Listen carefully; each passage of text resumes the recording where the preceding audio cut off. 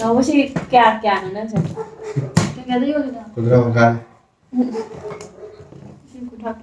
예. 예.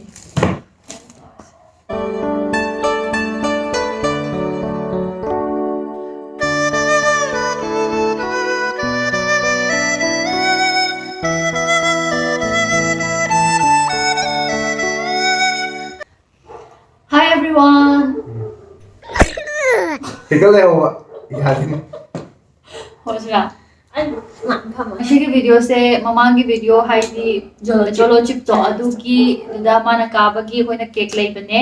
अदो केक से चाबसे कनो तौरनी बे चैलेंज होइना चामिनारनी बे चैलेंज तौरगा अदो केक लेये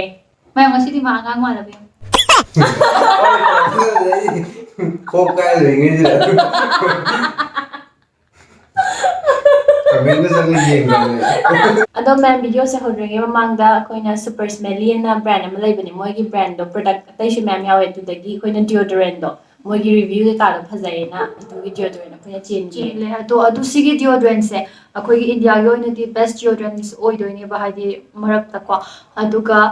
मांगोंदा हाइदि सिगी डिओडोरेंट से फै हाय से कहिगिनो हार कांदा टॉक्सिक यावदे केमिकल्स कुम यावदे अदो अखोइना सिगी डिओडोरेंट से लेबा मतमदा कैश करोगी थ्रू दगी लेयेबको अदो कैश करोगी थ्रू दगी लेयदि मखोइगी डिओडोरेंट से मागी MRP दगी अखोइना 25% 25% डिस्काउंट तौदोइने अदुगा इफ अखोइना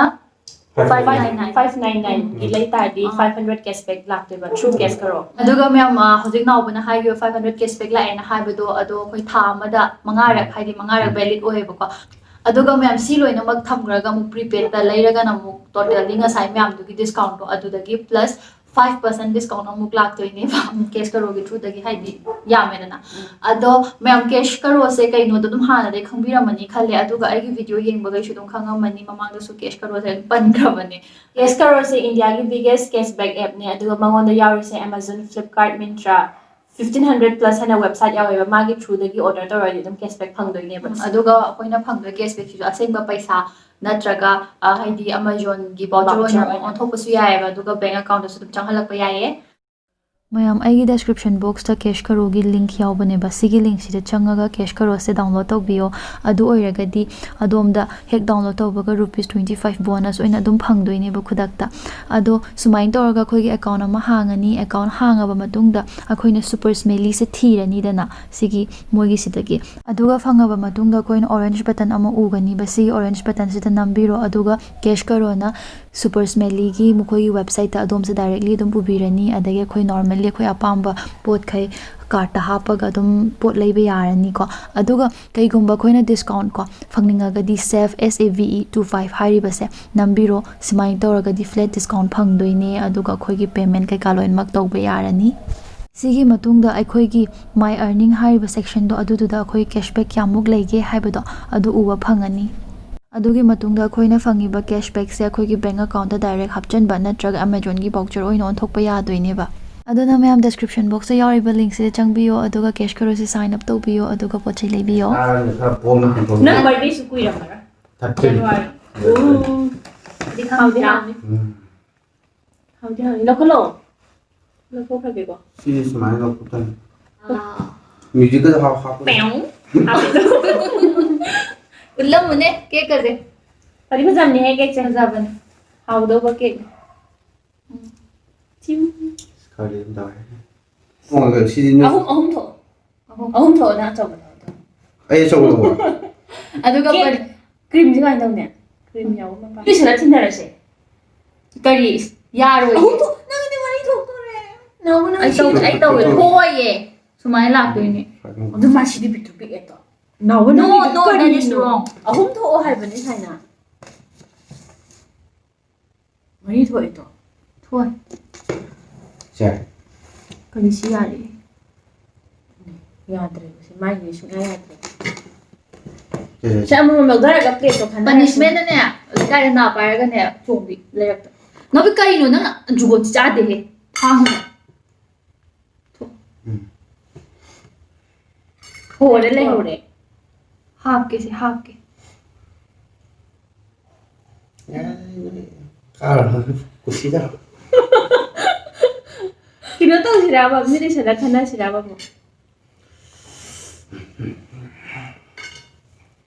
ꯅꯪꯒꯤꯁꯤ ꯄꯤꯛꯏꯗ ꯅꯥꯎꯕ ꯑꯩꯈꯣꯏ ꯆꯦꯗꯤ ꯄꯤꯛꯇꯔꯦ ꯄꯤꯛꯑꯦ ꯄꯤꯛꯑꯦ ꯉꯥꯎꯕꯩꯅ ꯈꯔ ꯆꯥꯎ ꯅꯥꯎꯕꯩ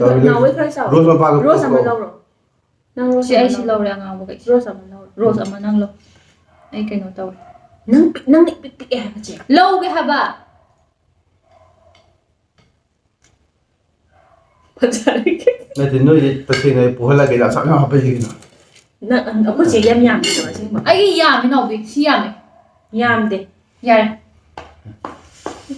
ꯄꯅꯤꯁꯃꯦꯟꯅꯅꯦ ꯂꯩꯀꯥꯏꯒꯤꯗꯣ ꯀꯩꯅꯣ ꯇꯧꯔꯔꯣꯏꯁꯤꯔꯥ ꯈꯨꯠ ꯌꯦꯠꯁꯤꯜꯂꯔꯣꯏꯁꯤꯔꯥ ꯌꯦꯟ ꯌꯦꯠ ꯇꯧꯕ ꯇꯧꯔꯗꯤ ꯁꯤ ꯑꯃꯃꯝ ꯁꯤ ꯑꯃꯃꯝ ꯄꯥꯏꯖꯔꯣꯁꯦ ꯑꯗꯣ ꯃꯌꯥꯝ ꯑꯩꯈꯣꯏ ꯁꯤꯒꯤ ꯚꯤꯗꯤꯑꯣꯁꯤꯗ ꯑꯄꯣꯕꯗꯣ ꯍꯥꯏꯗꯤ ꯈ꯭ꯋꯥꯏꯗꯒꯤ ꯀꯣꯟꯅ ꯇꯞꯅ ꯂꯣꯏꯁꯟꯕ ꯃꯤꯗꯣ ꯑꯗꯨꯗꯨꯅ ꯑꯩꯈꯣꯏ ꯂꯩꯀꯥꯏꯗ ꯀꯣꯏꯂꯥꯁꯁꯨ ꯊꯥꯗꯦꯕ ꯅꯨꯡ ꯈꯨꯠꯄꯨꯔꯥ ꯂꯩꯕ ꯑꯗꯨꯗ ꯅꯥ ꯄꯥꯏꯔ ꯐꯟ ꯐꯟ ꯐꯟ ꯆꯣꯡꯗꯣꯏꯕ ꯃꯥꯔꯦ ꯅꯥꯇꯣꯟꯗ ꯇꯔꯥꯔꯛ ꯇꯔꯥꯔꯛ ꯑꯗꯨꯗ ꯂꯥꯏꯁꯦ ꯆꯥꯒꯤꯁꯤ ꯁꯤ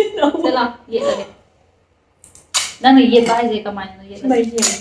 ꯁꯨꯃꯥꯏꯅ ꯁꯤ ꯆꯥꯃꯁ ꯌꯦꯡꯂ ꯌꯥꯎꯗꯦ ꯂꯥꯎ ꯍꯧꯔꯁꯦ ꯁꯤ ꯑꯃꯨꯛꯇꯤ ꯅꯣꯏꯒꯤ ꯀꯩꯅꯣ ꯄꯣꯖꯤꯁꯟ ꯑꯣꯏꯅ ꯁꯦꯝꯃꯤꯁꯦ ꯀꯩꯅꯣ ꯌꯥꯔꯦ ꯅꯪ ꯁꯤ ꯑꯃꯨꯛ ꯀꯩꯅꯣ ready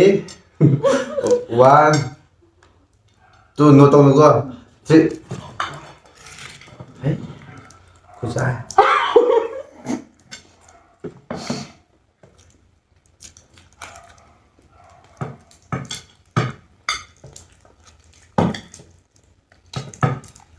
인생이라니 너가 하나 분기다 신의 변수지 중에 뭐야? 그러니까 아는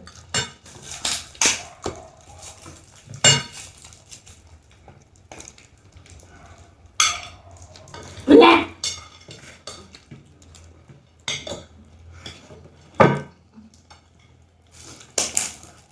와 이게 왜 나는 그런가 봐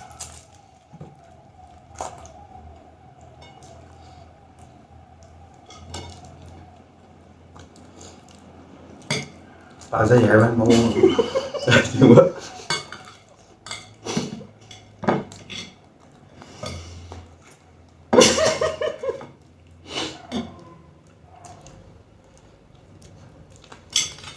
말도 안 듣네 정말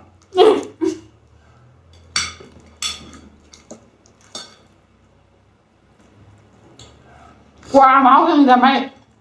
học ngồi chỗ giống như bây giờ này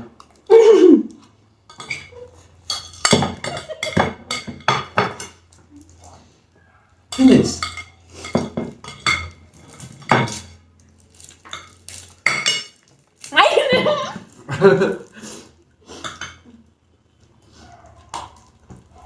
얘 가져와봐 얘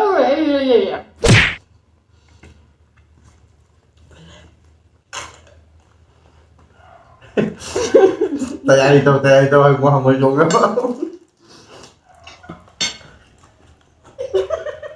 저기요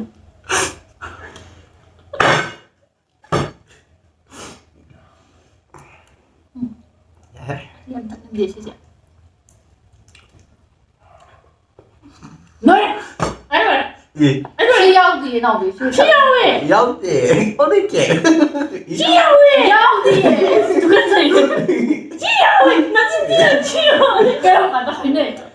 아이 한번 하면 주디야 오늘 시 불러간 Làm 더 cái 와야 nào cái đồ rồi chị tôi đi yêu ra tôi đó 불러간 더 와야 불러간 더 와이 남는 데 진짜 아니 앱스테이도 아이디 불러줘 카가 되는 거 치야왜 예 소리 내놨나 널 들러 와야겠다 정말 한국이 조금 나 là hàng người xuống nữa đâu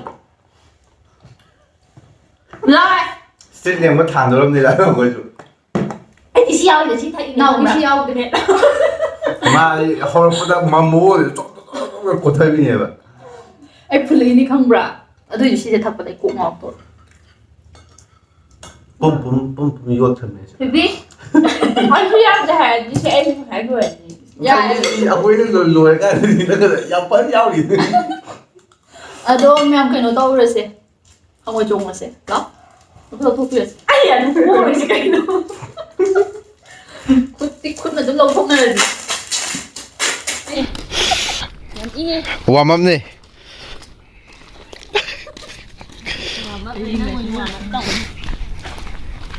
ꯀꯩꯅꯣꯁꯤꯗꯤ ꯃꯩ ꯃꯨꯊꯠꯇ꯭ꯔꯁꯨ ꯊꯥꯟꯕ ꯌꯥꯏꯅ ꯌꯥꯅꯤ ꯌꯥꯅꯤ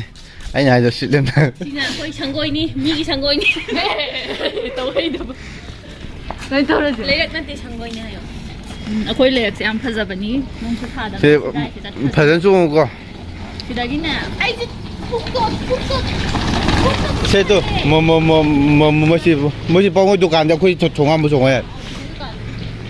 ꯁꯤ ꯇꯧꯔꯤꯁꯦ ꯃꯊꯪ ꯅꯣꯏ ꯆꯞ ꯃꯥꯟꯅꯅ ꯇꯧꯗꯣꯏꯅꯤꯀꯣ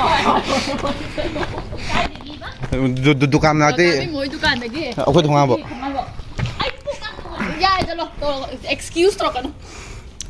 나발 ꯆꯣꯡꯒꯗꯕ 어나 ꯗꯨꯀꯥꯟꯗꯩ 나발 ꯆꯣꯡꯒꯗꯕ 오나진거 나가 파이ꯔꯣ ꯄꯥꯏ ꯌꯥꯔꯣꯏ ꯅꯥ ꯑꯗꯨꯒꯨꯝꯕ ꯇꯧꯒꯅꯨ ꯃꯊꯪ ꯂꯣꯏ ꯇꯧꯗꯣꯏꯅꯤ ꯆꯤꯅꯥꯎꯕꯤ ꯄꯣꯕꯩ ꯍꯪꯉꯣꯏ ꯆꯣꯡꯈꯤꯁꯤ ꯑꯝꯇ ꯌꯦꯡꯉꯣ ꯉꯥꯏꯈꯣ ꯂꯥꯛꯁana ꯍꯧꯖꯤꯛ ꯌꯥꯝ ꯃꯥꯡꯖꯤꯟ ꯊꯥꯅ ꯆꯣꯡꯉꯛꯏ ꯉꯥ 파요 ꯆꯣꯡꯉꯣ ꯆꯣꯡꯉꯣ ꯆꯣꯡꯉꯣ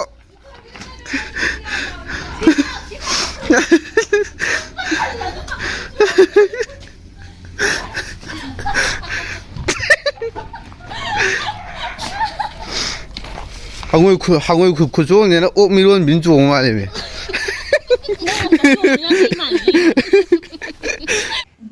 ꯑꯗꯣ ꯃꯌꯥꯝ ꯍꯧꯖꯤꯛ ꯈꯪꯉꯣꯏ ꯆꯣꯡꯉꯨꯔꯦ ꯑꯗꯣ ꯃꯥꯏ ꯈꯪꯉꯣꯏ ꯆꯣꯡꯅꯕ ꯀꯩ ꯃꯥꯜꯂꯦꯕ ꯅꯪ 오미론 민족. ꯃꯊꯪꯒꯤ ꯆꯦꯂꯦꯟꯖꯀꯨꯝꯕ ꯇꯧꯔꯀꯥꯟꯗ ꯄꯅꯤꯁꯃꯦꯟꯠꯒꯨꯝꯕ ꯄꯤꯕꯗꯣ ꯀꯩꯀꯩ ꯄꯅꯤꯁꯃꯦꯟꯠ ꯄꯤꯗꯣꯏꯅꯣꯒꯨꯝꯕ ꯍꯥꯏꯕꯗꯣ ꯑꯗꯨꯁꯨ ꯃꯌꯥꯝꯅ ꯁꯨꯝ ꯑꯥꯏꯗꯤꯌꯥꯒꯨꯝꯕ ꯍꯥꯏꯕꯤꯔꯛꯑꯣꯕ ꯑꯁꯦꯡꯕꯗꯤ ꯑꯩꯅ ꯁꯤꯁꯦ ꯑꯩ ꯌꯥꯎꯏ ꯈꯟꯕꯒꯤꯅꯤ ꯈꯪꯕ꯭ꯔꯥ ꯅꯪ ꯑꯗꯨ ꯊꯛꯄꯗ ꯑꯩꯈꯣꯏ ꯂꯣꯏꯅ ꯄꯨꯡ ꯆꯪ ꯑꯗꯨꯅ ꯁꯤ ꯈꯣꯛꯇ꯭ꯔꯤꯗꯅ ꯑꯩꯗꯤ ꯁꯤ ꯈꯣꯛꯇꯅ ꯊꯛꯏ ꯁꯦꯝꯕꯤ ꯑꯩꯈꯣꯏ ꯂꯦꯞꯄꯗ ꯆꯤꯡ ꯂꯣꯏꯔꯦ ꯑꯗꯣ ꯃꯌꯥꯝ ꯉꯁꯤꯒꯤꯗꯤ ꯚꯤꯗꯤꯑꯣꯁꯦ ꯁ꯭ꯋꯥꯏꯗ ꯂꯣꯏꯁꯤꯟꯖꯔꯒꯦ ꯑꯗꯨꯒ ꯉꯁꯥꯏꯒꯤ ꯀꯦꯁ ꯀꯔꯣꯗꯣ ꯑꯗꯨꯁꯨ ꯍꯥꯏꯐꯦꯠ ꯆꯪꯉꯒ ꯌꯦꯡꯕꯤꯌꯣ ꯀꯦꯁ ꯀꯔꯣꯁꯦ ꯏꯟꯁꯇꯣꯜ ꯇꯧꯕꯤꯌꯣ ꯏꯟꯁꯇꯣꯜ ꯇꯧꯔꯒꯗꯤ ꯑꯩꯈꯣꯏꯒꯤ ꯇꯣꯉꯥꯟꯕ ꯑꯃꯥꯖꯣꯟ ꯃꯤꯟꯇ꯭ꯔꯥ ꯐ꯭ꯂꯤꯞꯀꯥꯔꯠ ꯀꯩꯀꯥꯗꯣ ꯑꯗꯨ ꯍꯥꯞꯇ꯭ꯔꯁꯨ ꯌꯥꯔꯦ ꯑꯗꯨ ꯈꯛꯇꯪ ꯍꯥꯞꯄꯒ ꯀꯩ ꯍꯥꯏꯅꯤ ꯂꯣꯏꯅꯃꯛ ꯑꯗꯨꯗꯒꯤ ꯄꯣꯠ ꯆꯩ ꯂꯣꯏꯅꯃꯛ ꯂꯩꯕ ꯌꯥꯗꯣꯏꯅꯦ ꯑꯗꯨꯒꯨꯝꯕ ꯚꯤꯗꯤꯑꯣꯁꯦ ꯅꯨꯡꯉꯥꯏꯕꯤꯔꯒꯗꯤ ꯂꯥꯏꯛ ꯇꯧꯕꯤꯔꯝꯃꯣ ꯑꯗꯨꯒ ꯁꯕꯁꯀ꯭ꯔꯥꯏꯕ ꯇꯧꯕꯤꯔꯝꯃꯣ ꯕꯥꯏ ꯕꯥꯏ ꯊꯥꯖꯜꯂꯦ ꯃꯥꯏ ꯕꯥꯏ